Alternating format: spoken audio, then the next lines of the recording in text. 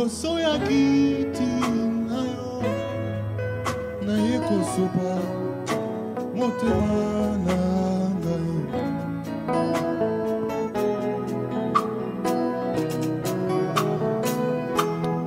Liboso ya kiti nayo naye kosopa motema na ngai.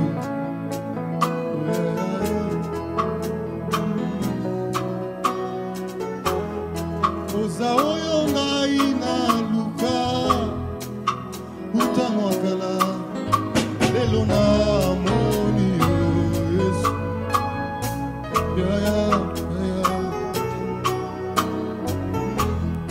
Pobona mosale linga etindi ngai nayeba nzembo Yesu. Yonde kimya oyo na luka utamwakala lelo na zio.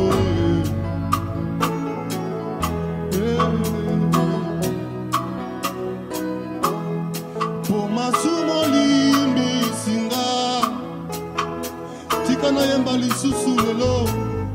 Oza bolingo Yesu, oza bolingo Yesu. Malasi malasi na ngai yango, malasi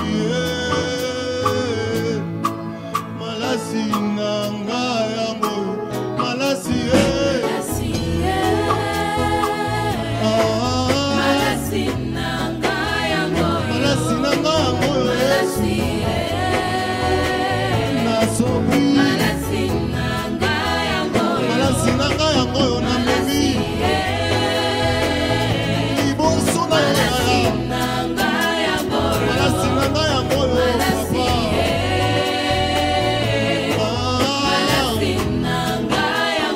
papa malasi nanga yango Yesu. Nasobi na makolo na yo Yesu, malasi nanga yango yo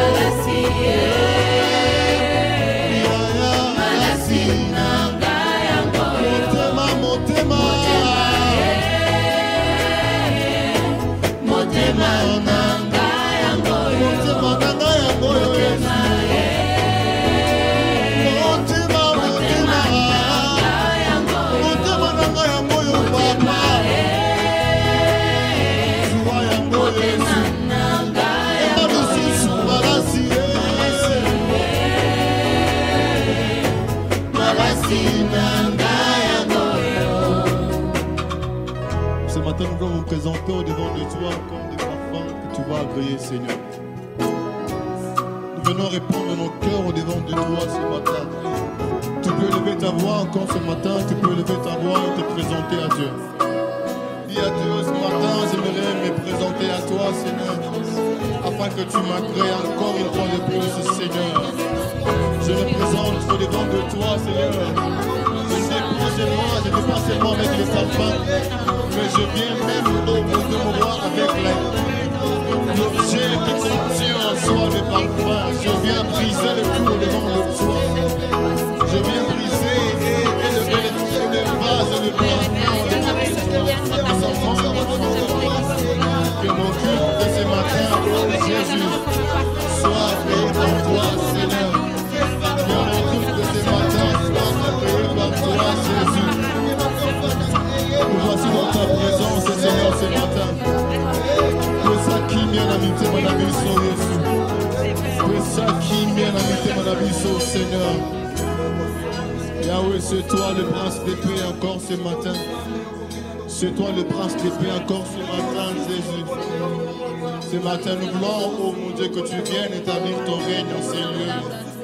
Que tu viennes établir ton règne en ces lieux, Jésus. Jésus, merci de te manifester encore. Le prince d'épée qui agit en ces lieux, Père. Viens rencontrer nos cœurs meurtris, nos cœurs abattus, nos cœurs touchés, Seigneur, ce matin.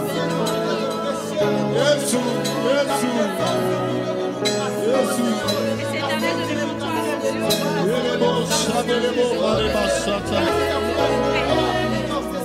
Nakopesa kimya lisusu na mitema na Kongole Yesu. Kuta biso mitema Yesu. Hallelujah. Nani yako pesa kimya na mitema mitutani yokauza kapizo Yesu. Elebo sata là-bas. Emmanuel, Maïbra sata. Qui est comme toi, Jésus? Le mot qui a aussi plus au lit à moi. Avec moi, c'est maintenant, il y a ça de l'hiver. Oh, Nani, come on, yes. Nani, ako, Esakinya, Nani, tema, mitutani.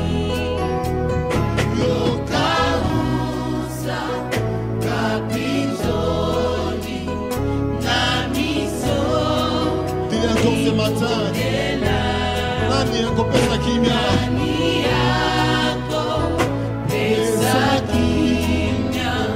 Nani tema mitutani? Yesu yone okausaka kabizoni nani so miko. Il a comme ce matin, nani akopesa kimya na mitema? Oh ya biso lelo lisusu. Esakinya na mitema mitutani okausaka Yesu lala okausaka kabizoni nani ce matin avec conviction ce matin nani yako Esakinya na mitema bakomatrasia lisusu.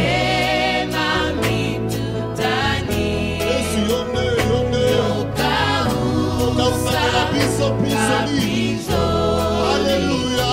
Namiso Miko Lela. Kongo na yo Nzambe. Seko na seko yo kuma. Kongo na yo nani Yesu. Kongo na yo Nzambe. Oh tonti peto tela mitema. Seko yo. Ema lisusu. Kongo na yo Nzambe. Seko na seko. Yes, come on. Nani azalo kolayo. Nani akosuga lo kolayo. Miseto kwami. Epana yo Yesu.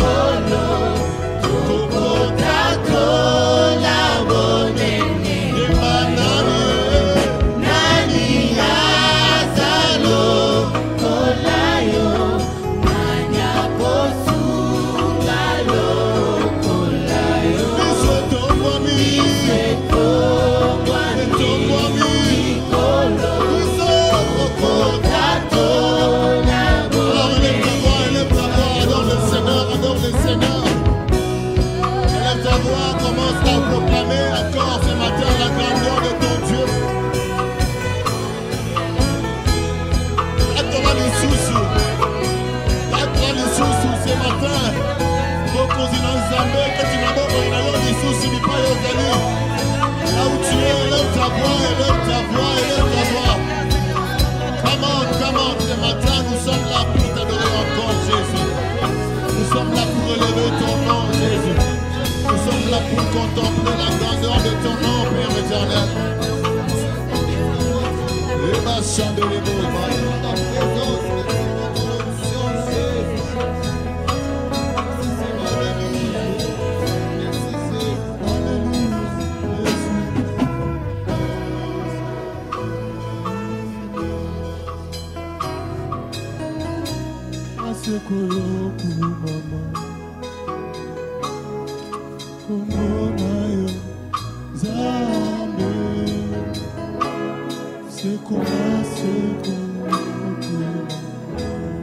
Il y a encore ce matin, comment?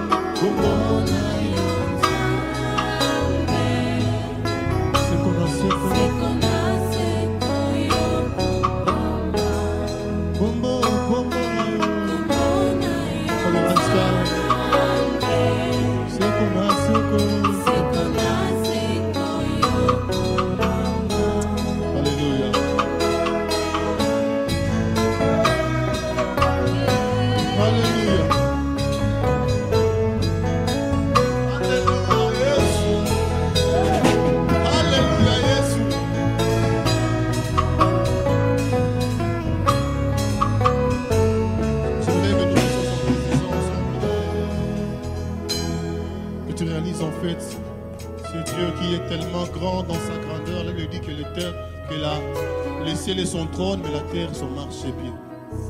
Quelqu'un a chanté et dit, mais quel phénomène, comment on va faire comprendre ça de quelqu'un qui vit presque dans des sphères, plusieurs sphères différentes, mais qui a trouvé bon d'habiter dans nos cœurs. Quel privilège que nous avons ce matin. Mais que tu chantes avec moi ce refrain, c'est simple. Alléluia. Yo fandina.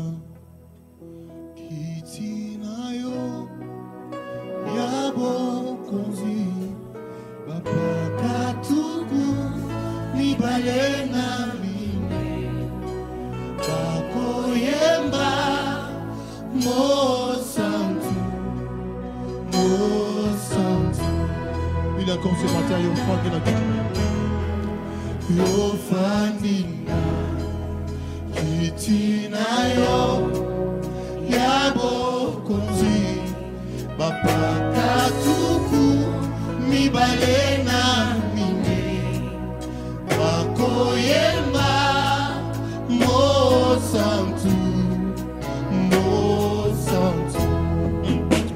biso penase comment yes biso penase elongo nabangelu fokoyemba mo santu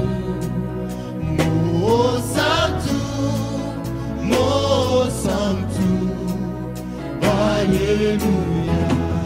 Ah, biso penase comment Yesu biso penase elongo nabangelu koyemba mo santu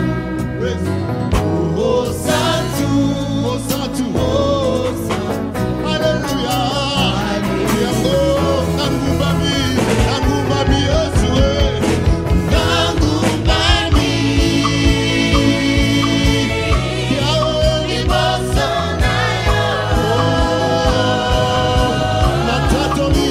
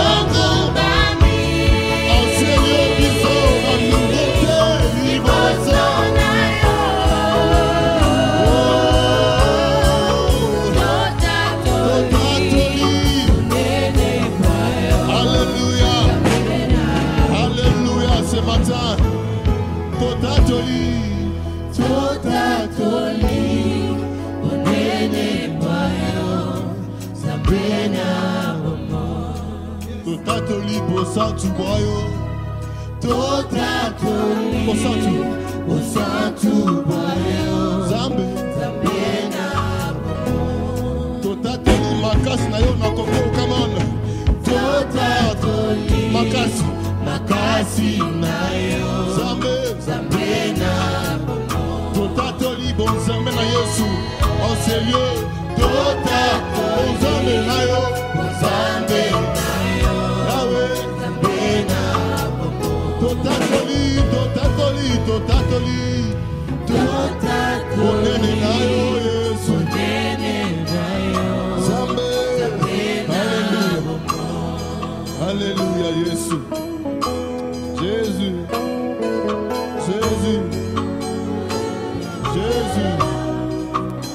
Et ma bocha de rebosa. Et prazuke rebo bade. Zadrebo masata là-bas.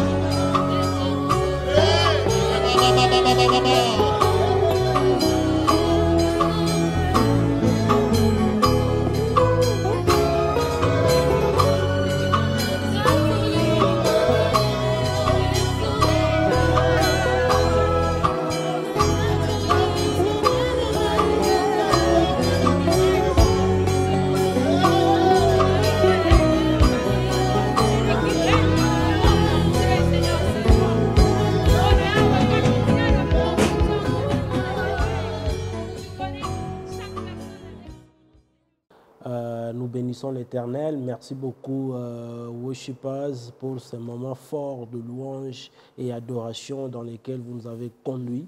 Que Dieu vous bénisse abondamment. Avant de poursuivre avec notre programme de ce moment, je vais nous inviter à la prière. Nous allons prier et abandonner encore ce moment dans la main du Très-Haut. Éternel Dieu de gloire, nous te glorifions, nous te sommes infiniment reconnaissants pour ce moment que tu nous accordes encore. Nous sommes venus dans ta présence, Père, parce que tu l'as voulu. La Bible dit, nul ne vient à toi s'il n'a pas été invité par le Père éternel. Merci, Père, parce que ce moment est à toi et tu as des objectifs précis pour la vie de quelqu'un ce jour. Je te prie, ô Éternel, de pouvoir atteindre tes objectifs et glorifie ton nom et prends les dessus de toutes choses. Prends possession de nos cœurs, nos esprits, nos âmes, ainsi que tout soit sous ta commande. Au nom glorieux de Jésus, nous avons ainsi prié. Amen. Bien-aimés dans le Seigneur, nous sommes là encore dans la suite de notre thématique que nous sommes en train de décortiquer il y a quelque temps, depuis ce mois de juillet, ici via la chapelle Un Jour Nouveau, et le mois qui a été déclaré pour le peuple de Dieu comme étant le mois de la multiplication. Et aujourd'hui, nous allons parler d'un thème très très pertinent qui dit la multiplication, à la fois un ordre et une promesse de Dieu. La multiplication est un ordre et une promesse de Dieu. Nous allons lire à cet effet quelques portions d'Écriture. Nous allons lire premièrement dans Genèse 1, 28. La Bible déclare, Genèse 1, 28, la version Louis II dit ceci. Dieu les bénit et Dieu leur dit, soyez féconds, multipliez-vous et remplissez la terre. L'assujettissez et dominez sur les poissons de la mer, sur les oiseaux du ciel et sur tout animal qui se meut sur la terre. Si nous lisons également Jérémie 30, 18 à 19, la Bible déclare, « Ainsi parle l'Éternel, voici, je ramène les captifs des tentes de Jacob. J'ai compassion de ses demeures. La ville sera rebâtie sur ses ruines. Le palais sera rétabli comme il était. Du milieu d'eux s'élèveront des actions de grâce et des cris de réjouissance. Je les multiplierai et ils ne diminueront pas. Je les honorerai et ils ne seront pas méprisés. » Amen. Nous allons lire la dernière portion de l'Écriture dans Genèse 22, 16 à 18. Lisons au nom de Jésus. Je les jure par moi-même, parole de l'Éternel, parce que tu as fait cela et que tu n'as pas refusé ton fils, ton unique, je te bénirai, je multiplierai ta postérité comme les étoiles du ciel et comme les sables qui est sur le bord de la mer, et ta postérité possédera la porte de ses ennemis. Toutes les nations seront bénies en ta postérité parce que tu obéis à ma voix. Amen.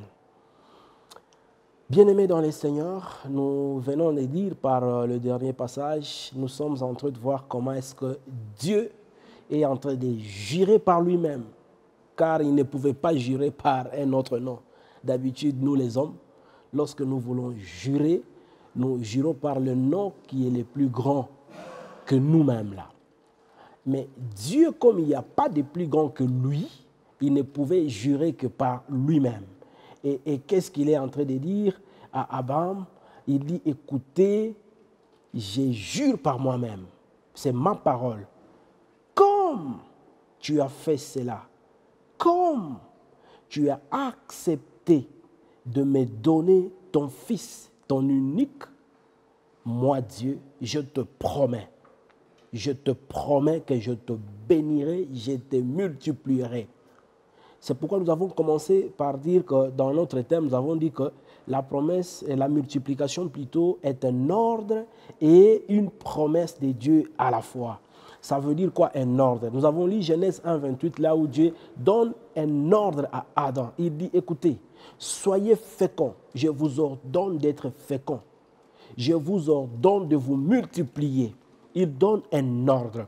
Et à Abraham, Dieu vient donner une promesse de multiplication. C'est Dieu qui dit à Abraham, ton obéissance me pousse à te multiplier. Comme tu as obéi à ma voix, ton obéissance à ma voix me pousse à te multiplier. Pendant que nous parlons de la multiplication, il est très important pour nous, peuple de Dieu, de savoir comment s'opère la multiplication dans la vie d'un chrétien. C'est pourquoi, dans l'aspect de l'ordre, nous sommes en train de voir comment est-ce que cet ordre qu'avait reçu Adam devait être exécuté. Et la suite, nous voyons comment est-ce que Adam a exécuté l'ordre et la multiplication s'est fait voir. Et nous voyons du côté de la promesse, comment est-ce que la promesse de Dieu a été confirmée par un serment, inclut aussi la bénédiction de toutes les nations en Christ. Et ça, on peut voir dans Galates 3,16. Comment est-ce que nous tous, nous sommes devenus héritiers des promesses d'Abraham, simplement parce que nous sommes les fils d'Abraham en Jésus-Christ. Nous voyons comment ici, la promesse de Dieu est en train de se matérialiser. C'est que pendant que Dieu a chargé l'homme d'assujettir la création et de dominer sur elle, c'est-à-dire de la gérer, ce n'est pas les dominer de façon qu'on peut le comprendre aujourd'hui, croire que peut-être qu'il devait faire tout ce qu'il veut de ses semblables, non. Mais Dieu lui a donné le pouvoir ou l'autorité de gérer la création et non de l'exploiter. Et aujourd'hui, nous assistons à des crises écologiques. Ce n'est pas parce que Dieu a dit à Adam de dominer que l'on peut massacrer, l'on peut exploiter l'écologie de manière que l'on veut, comme bon le semble. Non, mais c'est simplement parce que l'homme est animé par la cupidité, l'égoïsme et la négligence de l'autre que nous assistons à la destruction de l'environnement, de création et beaucoup d'autres choses. Mais ce n'était pas ça le but pour Dieu de demander à Adam de pouvoir dominer et de multiplier. Il a même attendu des résultats de la part d'Adam. Et donc, comme ordre, par définition, l'ordre, c'est quoi? Nous disons que par définition, l'ordre, c'est l'acte par lequel une personne, une autorité commande à quelqu'un de faire quelque chose. Ça veut dire un commandement, une consigne. C'est ça l'ordre. C'est que Dieu nous ordonne de nous multiplier. Dieu nous ordonne de multiplier tout ce qu'il nous a donné. C'est un ordre de Dieu. Et du côté de la promesse, Dieu est en train de dire, écoutez, je te promets que je serai moi Dieu, je serai l'acteur principal de la multiplication chez toi. C'est très important de connaître ces choses-là. Je te le promets. C'est que, vous savez, une promesse, c'est juste une conséquence d'une bonne amitié.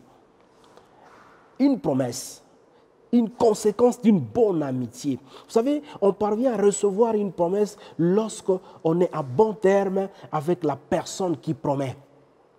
Ça veut dire qu'on a développé une certaine relation d'intimité, d'amitié, et la personne s'est réjouie d'un acte posé. Nous avons plu à notre Dieu, il est content de nous, il nous rassure et il nous promet. C'est comme ça qu'une relation peut partir d'une amitié pour jusqu'au niveau de fiançailles, jusqu'à devenir un mariage conclu. C'est que tout un processus. C'est une promesse, mais c'est parti d'une amitié, et après il y a eu de fiançailles déclarées, et après il y a eu conclusion d'un mariage. Nous devons savoir ces choses, c'est que c'est lorsque nous sommes à mesure de toucher le cœur de Dieu, lorsque nous sommes à mesure de plaire à notre Dieu, que nous recevons de lui des promesses, là où il est en train de jurer par lui-même, parce qu'il n'y a pas de plus grand que lui. Il jure par son nom.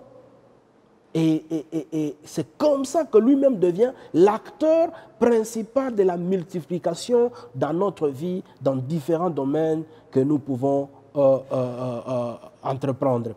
Nous voyons par exemple avec Noé, après le déluge, lorsqu'il a offert le sacrifice à Dieu, il a offert sur l'autel, Dieu s'est réjoui de l'offrande et Dieu est venu pour faire promesse à Noé, dire, écoutez, je ne détruirai plus la terre avec ce que je viens de faire là. Écoutez, je fais alliance, je te donne promesse parce que l'acte que tu viens de poser me réjouit.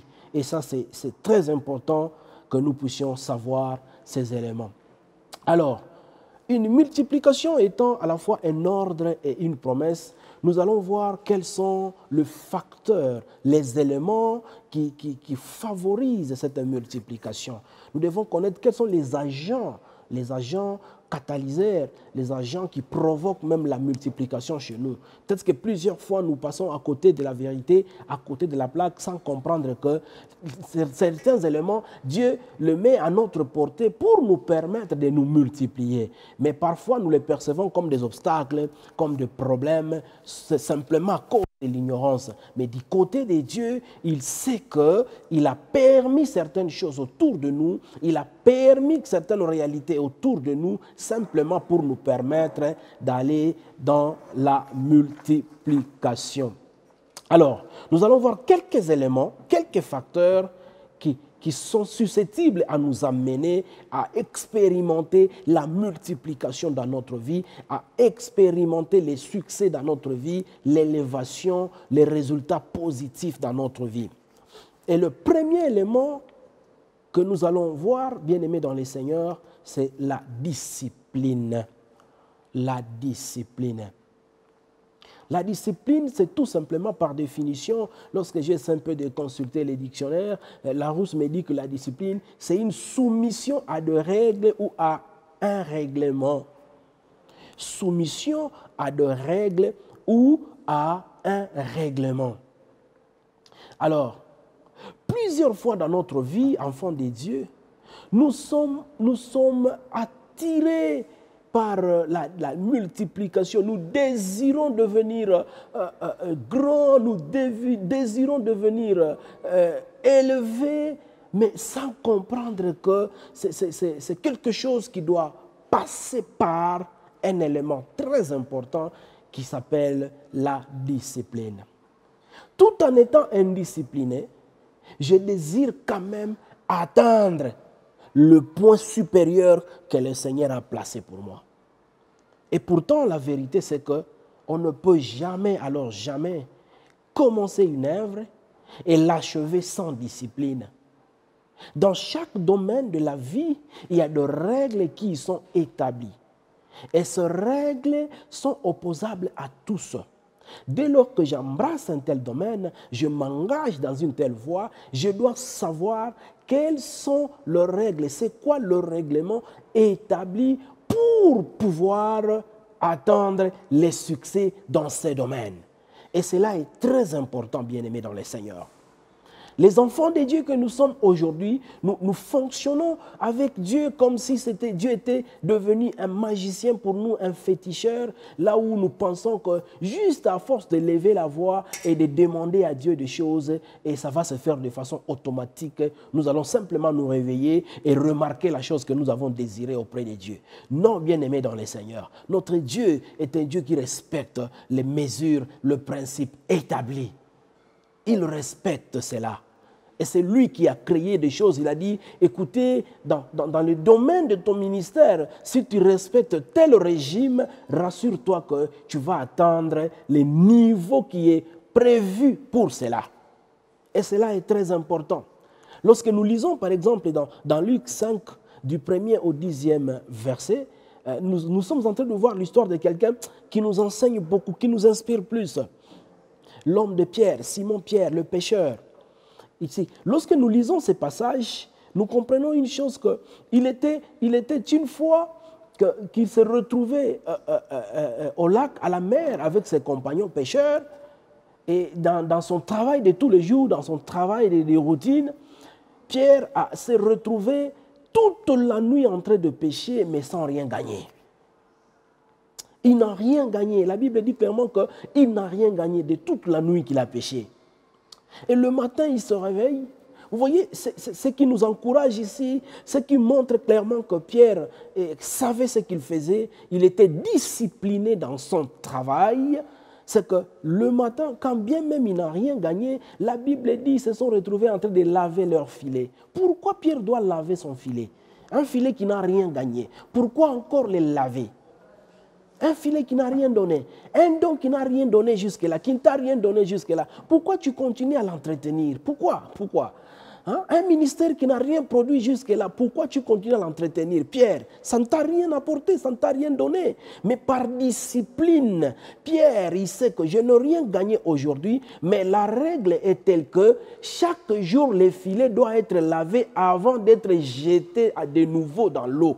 Pierre comprend cela que je dois encore aiguiser mon talent, même s'il ne m'a pas encore rapporté quelque chose aujourd'hui, mais je sais qu'en les mettant, en les laissant dans une disposition où ils soient prêts à être encore déployés, ça finira par me rapporter tout ce dont j'ai besoin.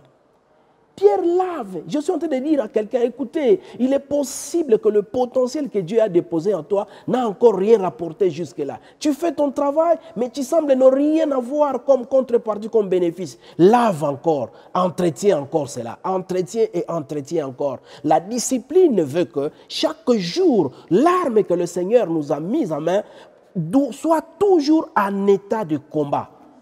En état de combat. Ça veut dire, à chaque fois que l'opportunité va se présenter, il faut que moi je sois prêt, mon potentiel soit prêt, parce qu'un de ces jours, ça finira par me rapporter plus que c'est à quoi je m'attendais. Et ça, c'est une vérité. Si l'on n'est pas discipliné, l'on essaiera une seule fois et on va lâcher.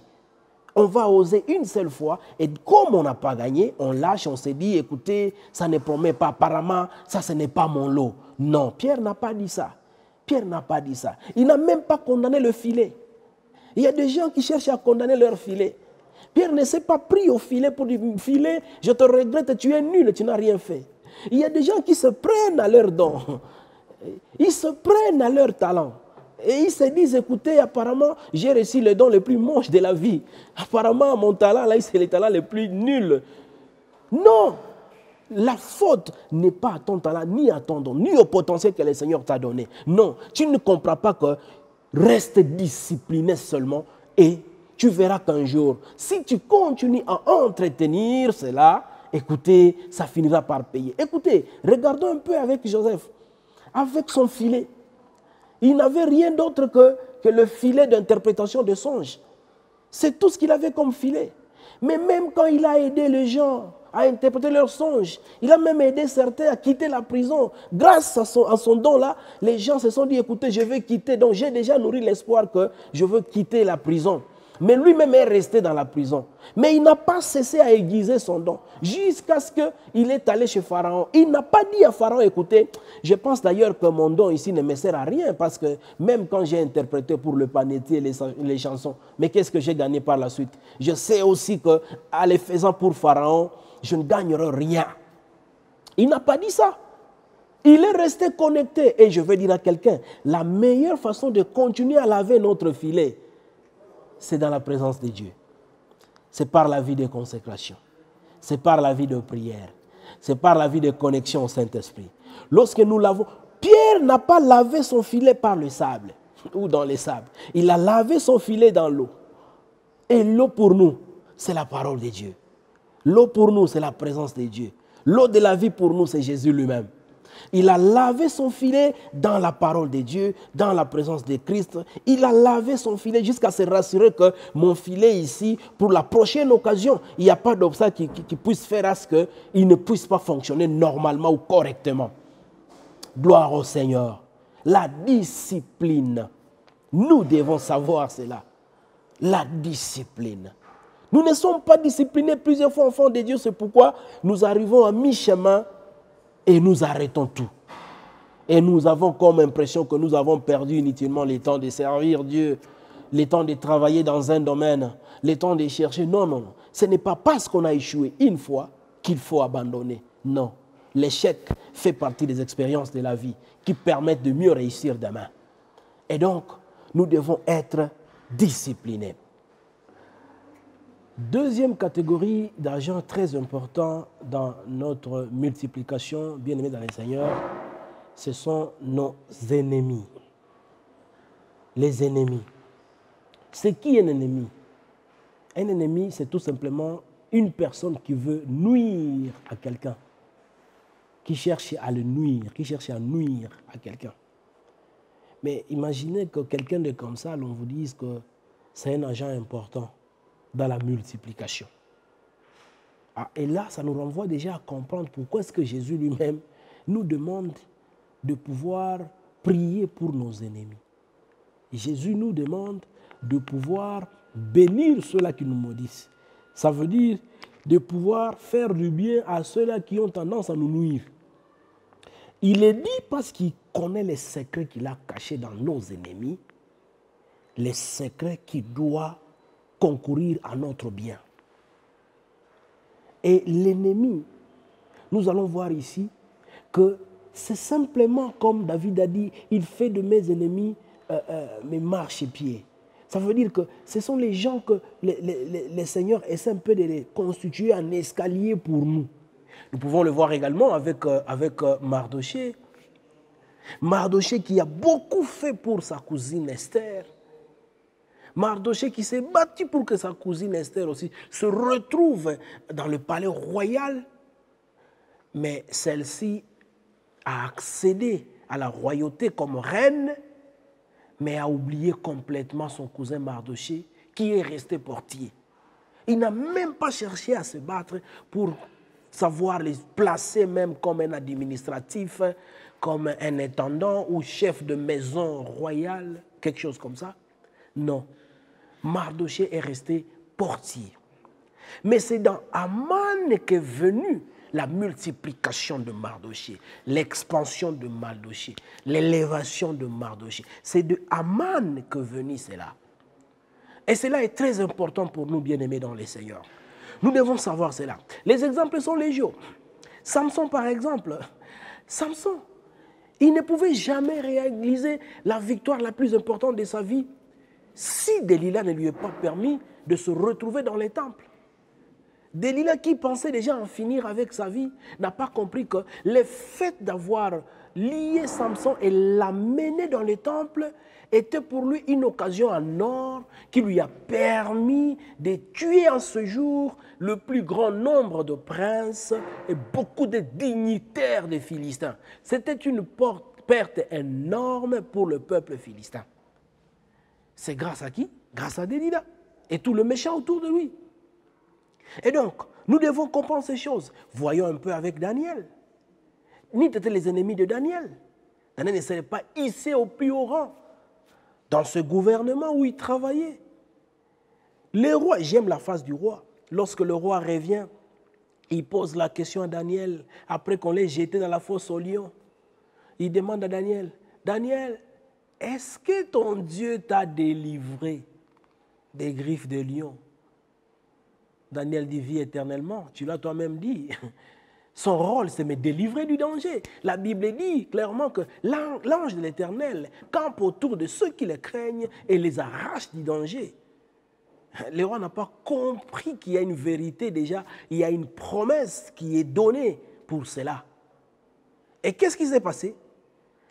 Le roi a demandé qu'on amène une échelle, encore une fois, signe d'élévation, échelle. Daniel qui est tombé dans la fosse, précipité par cet adversaire, il va y monter graduellement par une échelle. Les ennemis, ce sont les mêmes ennemis qui t'ont jeté, qui vont ensuite amener l'échelle pour ton élévation. Et donc, tu ne devrais pas t'en faire. Les ennemis, agents très importants pour notre multiplication. Ça, nous devons le savoir. Troisième élément, facteur de multiplication, agent de multiplication, c'est le temps. Le temps.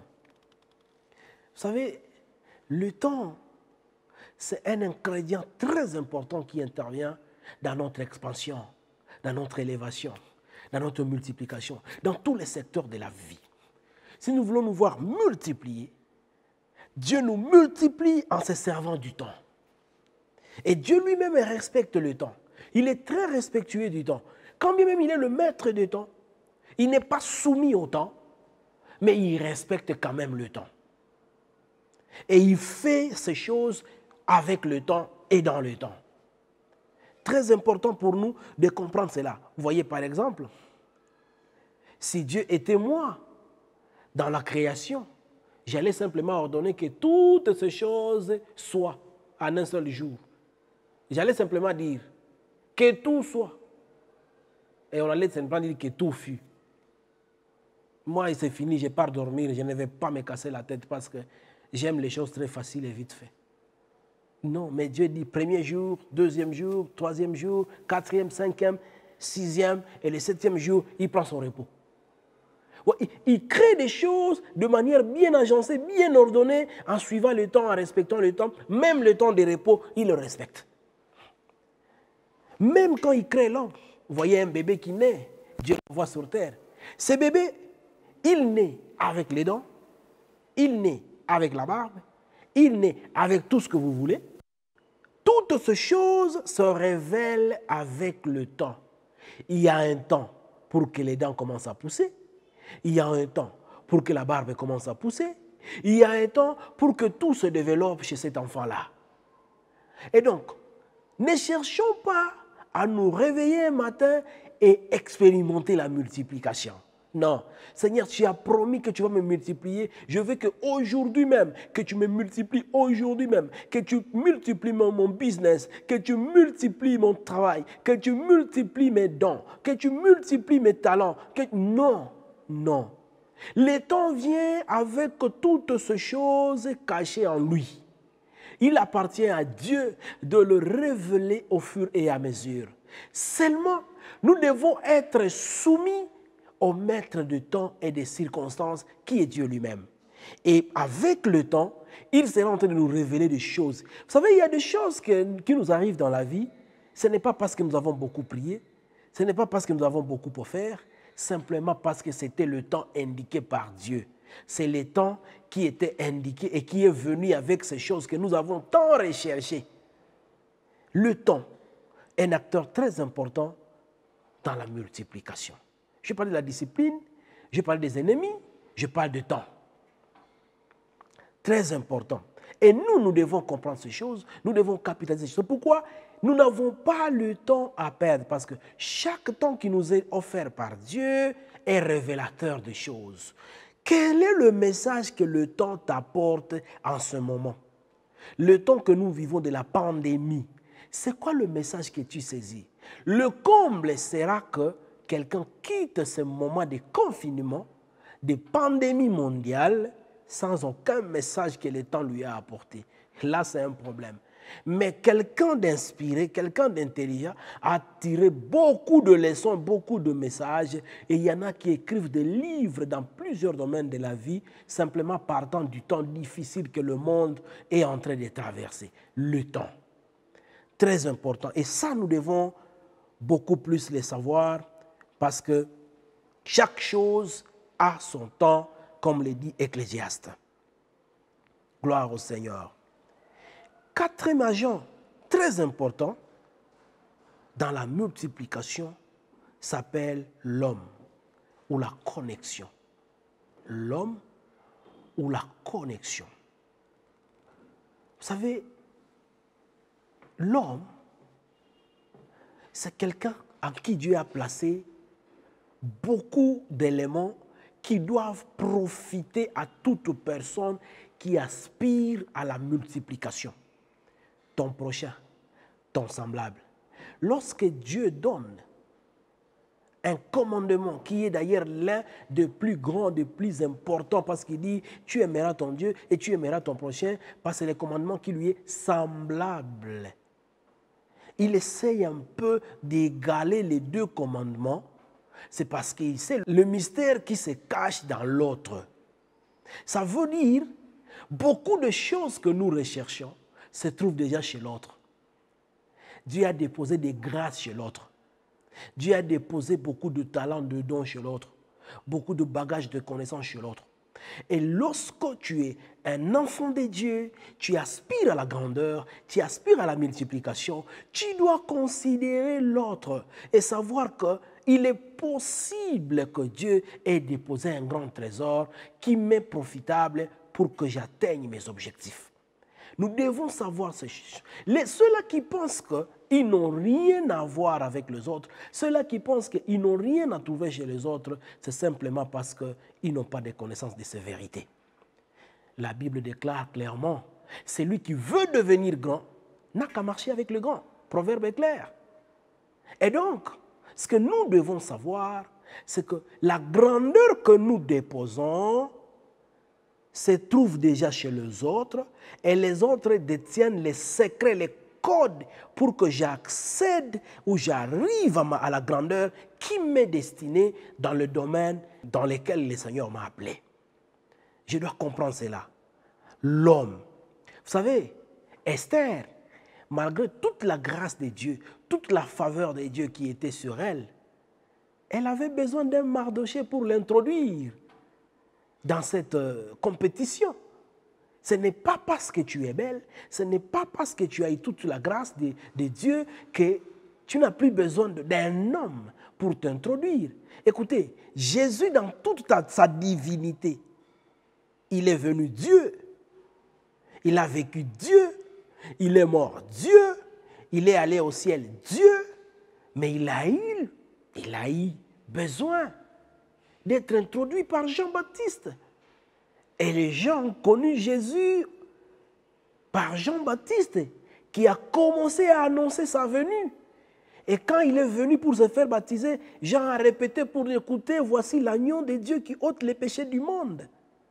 Je sais que Jésus était capable de tout, mais Dieu, il respecte certaines règles que lui-même a établies.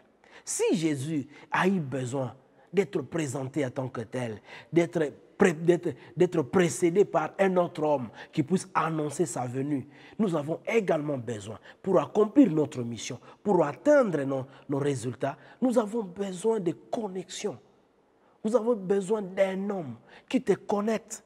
Écoutez, David, malgré toute l'onction qu'il avait de jouer à la guitare, toute l'onction qu'il avait de guerrier, mais pour que sa guitare entre dans le palais royal, il fallait un homme qui puisse le témoigner auprès du roi Saül pour dire, je connais un homme qui joue très bien, qui a l'esprit de Dieu, un homme qui parle bien, je le connais. Et donc, l'homme est un agent très important. Je suis en train de dire à quelqu'un qui a toujours tendance à sous-estimer les autres parce qu'il pense avoir le monopole du Saint-Esprit. Il pense avoir le monopole de l'onction. Il pense avoir tout le nécessaire du monde. Je suis en train de dire qu'il est en train de se tromper. Parce qu'il y a encore d'autres choses que tu n'as jamais expérimenté, mais qui se trouve chez l'autre. C'est que le chemin par lequel tu veux passer, il est possible que quelqu'un d'autre y ait déjà passé et qui maîtrise bien les obstacles, les embûches qu'il y a là-bas et qui peut t'aider à savoir comment les contourner. Parce que toi, c'est la première fois que tu es en train d'y aller. Et donc, nous devons comprendre ces choses bien aimées dans le Seigneur. Que l'homme, c'est un facteur très important qui nous amène à la multiplication. Et enfin, nous allons parler de la zone prophétique. Savoir bien se placer, la zone prophétique, la zone prévue par Dieu, la zone selon le plan de Dieu. La zone selon le plan de Dieu. Adam avait pour zone, selon les plans de Dieu, le jardin d'Éden. Lorsque Dieu a créé Adam, il a dit à Adam, écoute, je te place ici, cultive, règne, domine, assujettis et tout ce que vous savez. Lorsqu'Adam a péché, il a été chassé du lieu, il est allé, c'était le malheur pour lui, le malheur pour les enfants qui devaient commencer à s'entretuer et beaucoup d'autres mauvaises nouvelles. Parce qu'il a quitté la zone. Il avait toute la force, c'était dans la connexion avec Dieu, c'était dans la présence de Dieu. C'était ça sa zone prophétique. Mais dès lors qu'il a quitté cette zone prophétique, le mal a commencé à envahir son foyer, sa maison. Et on peut lire beaucoup de choses qui ont atteint Adam, qui ne sont pas de bonnes choses, au travers de ses enfants surtout. Nous devons savoir cela.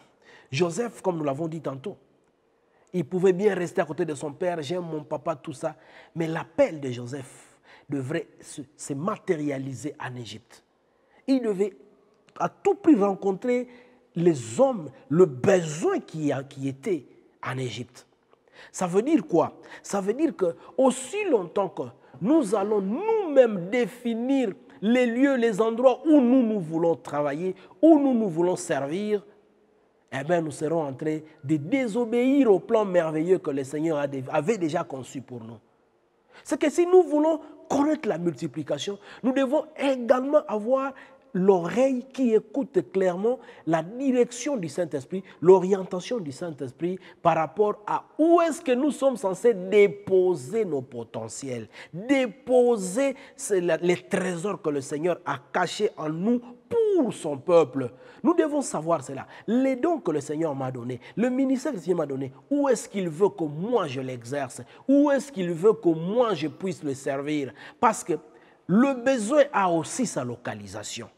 Tout besoin autour de nous n'est pas forcément celui qui nous appelle. Peut-être qu'un besoin nous appelle de très loin, mais nous ne savons pas comprendre ces choses. Nous voulons simplement rester dans notre confort. Nous sommes habitués à rester quelque part. Je suis habitué à travailler dans cette entreprise. Je ne veux pas quitter cette entreprise. J'ai tous les avantages ici. Ici, je suis à l'aise. Là-bas, je suis mieux. Non.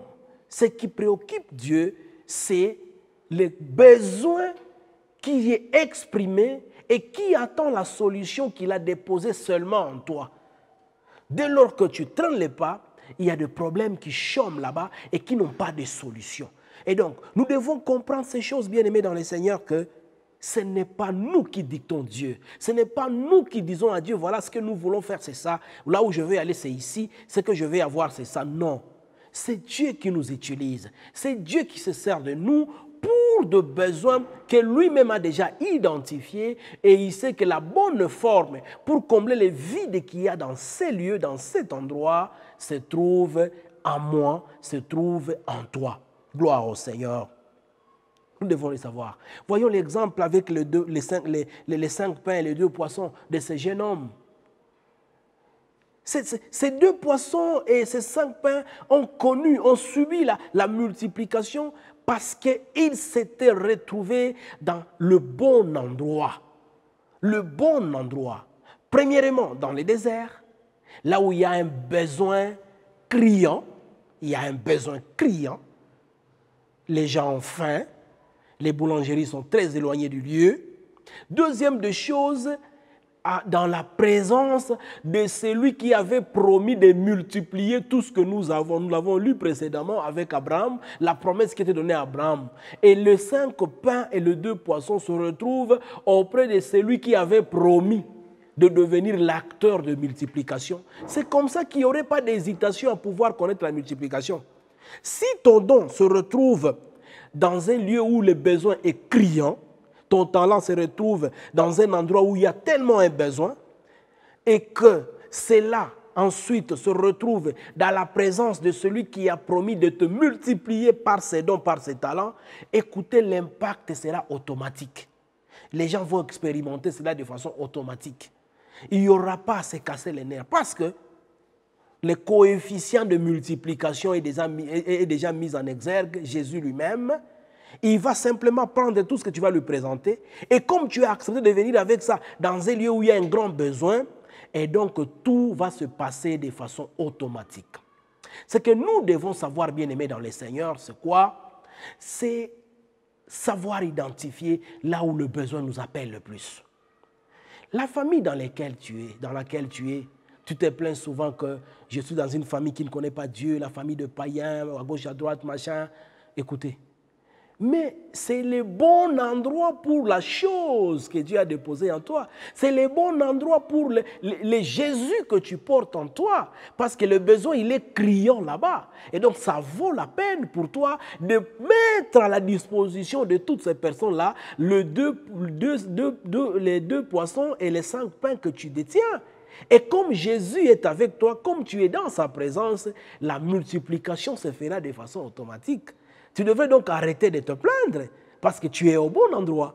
Je suis entouré de païens à mon travail. C'est le bon endroit de pouvoir mettre à leur disposition le don du ciel que tu as. Et c'est en cela que ce peuple, rien qu'en mangeant cela, ils vont se rendre compte qu'eux aussi sont devenus porteurs de ce don-là. Gloire au Seigneur. Et nous devons comprendre ces choses, bien-aimés dans le Seigneur. Savons garder notre adresse. Notre adresse est dans la présence de Dieu, dans les lieux où Dieu a indiqué pour nous. L'homme de Bethesda, dans Jean 5, 6, on nous parle de cet homme qui n'a pas quitté les lieux malgré tout. Il est resté là-bas. Il savait que ma zone de miracle, mon endroit prophétique, c'est ici. Un jour, je guérirai. Et cet homme-là, qui est devenu lui-même l'eau de guérison, l'eau qui a porté la chair, qui a porté le corps, qui est venu en marchant vers cet homme, a opéré le miracle et il y a eu impact. Bien-aimés dans le Seigneur, ce jour, nous avons voulu partager avec vous ces quelques vérités sur la multiplication. Nous avons parlé de la discipline, un facteur très important. Les ennemis, ce sont des agents très importants pour la multiplication. Le temps également, il joue un rôle prépondérant, un rôle très crucial dans la multiplication, dans l'élévation, l'expansion. Nous avons parlé de l'homme non semblable, qui constitue une connexion, qui peuvent nous connecter. Nous avons parlé aussi des zones prophétiques. Nous vous prions de pouvoir bien étudier ces choses et demander au Saint-Esprit de vous guider parce que Dieu a un plan merveilleux pour son peuple. Il a besoin que nous puissions aller de l'avant, nous épanouir, nous étendre et étendre son royaume. Dans tous les secteurs de la vie, il veut nous voir prospérer à tous égards. Et c'est pourquoi nous allons prier que le Saint-Esprit nous amène dans cette dimension de compréhension avec une oreille ouverte, attentive à la voix et à la direction du Saint-Esprit. Prions le Seigneur pour ce message. Dieu de gloire, merci pour ton peuple. Merci parce que tu as un plan merveilleux. Je sais que tes objectifs sont déjà atteints parce que tu commences une œuvre que tu as déjà achevée. Merci Éternel parce que toutes les âmes que tu as saisies par ce message vont devoir expérimenter le plan merveilleux que tu as conçu pour elles. Merci pour tout le temps. Sois au contrôle de tout. Conduis nos pas, règne sur notre vie et permets que nous puissions prospérer à tous égards parce que c'est ça ton souhait. Merci Éternel parce que tu vas bénir tout celui qui s'est connecté, tout celui qui a écouté ce message et qui a résolu de le mettre en pratique. La Bible dit, à tes résolutions répondra ton succès. Et donc, nous voulons nous résoudre à pouvoir marcher dans la voie de ta parole afin que les succès répondent à l'écho de cette résolution. Au nom de Jésus. Amen.